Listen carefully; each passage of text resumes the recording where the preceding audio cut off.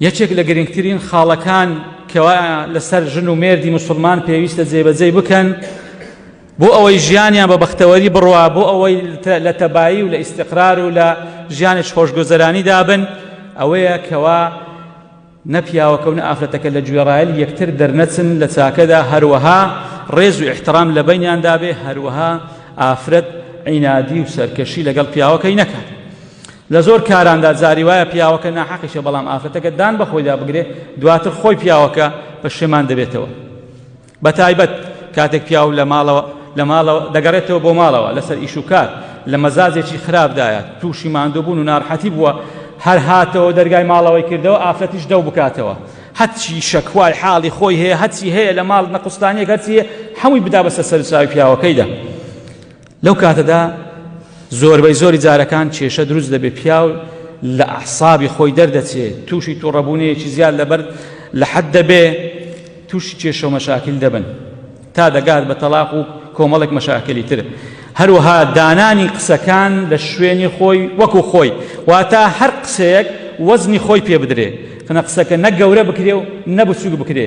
کاتێک پیاوەکە قسەیەکت پێ دەڵێ ئەی خوشی بەڕێزم، ئەو قسەیە وەزنی خۆی بدێ، مەچوو ئەوەندەی تر گەورەی بکە، یاخود خەلفیەی قسەکە بخوێنیەوە، لەوانەیە مەبەستی ئەوە بێ، مەبەستێکی تری هەیە، هەر ئەو قسە نییە. قسەکان کاتێک وەکو خۆی لە شوێنی خۆی دادەندرێ، زیادە ڕەوی لێ ناکرێ، گەورە ناکرێ، هەموو کێشەکان چارەسەر دەبن. هیچ کێشەیەک نییە چارەسەر نەبێ. وەکو وتمان احترام المتبادل، ڕێزگرتنی یەکتر لە نێوان یەکتر، هەروەها کاتێک ئافرەت فەزلی پیاوەکەی خۆی دەزانێ وەکو عیبادەت، وەک عیبادەت.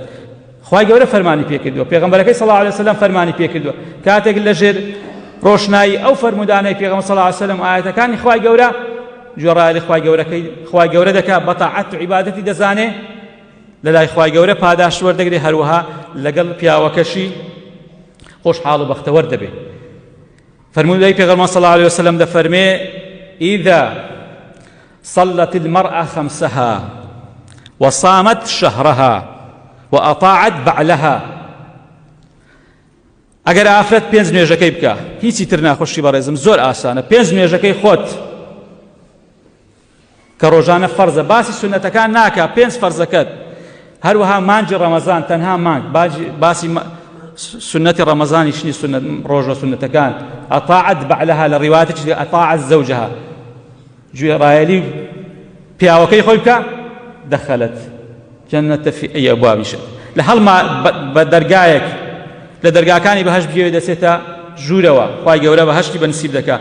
لەژێر ئەو فەرمودانە پێغەمبەر صلی الله علیه وسلم ژیانی و خۆشگوزەرانی ماڵی مسلمان، بەیتی مسلمان بەرقەرار دەبێت کاتێک بەو شێوەیە ڕەفتار دەکەن، داوا دەکەن